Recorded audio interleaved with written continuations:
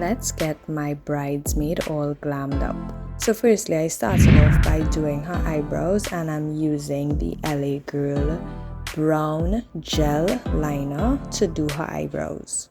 She didn't want them too thick, so we did them just right for her face structure. And to clean up, I'm using the Maybelline Superstay foundation in the shade Natural Beige, which is number 220, to clean up underneath her brows. And this is what I'm also going to use as a base for her eyeshadow as well. For the eyeshadow look, I'm going to mostly be using the Stacey Marie Carnival palette. And the first shade that I'm using is Basic, and this is going to be my transition shade. Then I'm going on the lid with the shade Peppermint, and I also used a loose glitter from the brand Sparkle in the shade Sand Dollar. For the crease of the eye, I used the shade Nook, back again from the Stacey Marie palette, and I'm going to blend that into the crease very well to make sure there's no harsh lines. For her liner, I used the brand Inglot gel liner in the shade number 77.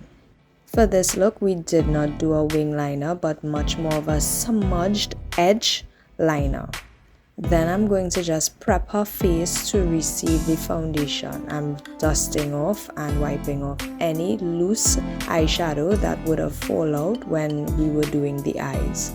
And this is one of the reasons why I do eyes first, because I prefer that I'm able to wipe off any eyeshadow fallout that would have happened along the eyeshadow process.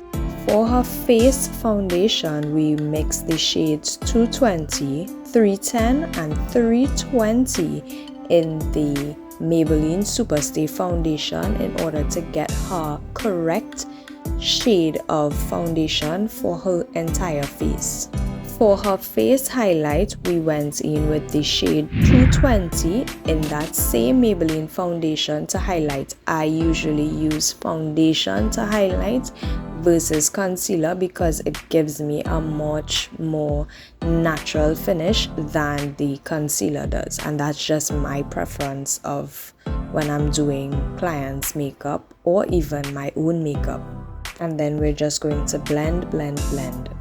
To set that highlight, I would have used the Sacha Buttercup Light to highlight and uplift that highlight under the eyes and the rest of the center of the face. So for the contour aspect of her makeup application, we used the shade Perfect Tan and Perfect Caramel from the Sacha Pro Powder palette to contour the balance of her face.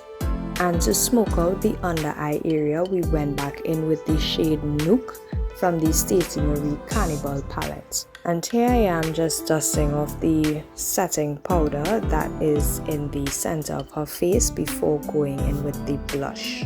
For her blush shade, I used the shade Basic and Slow Burn from the Stacey Marie Carnival eyeshadow palette. For her face powder, I went in with the shade Pure Beige from the Sacha Pro Powder palette once again.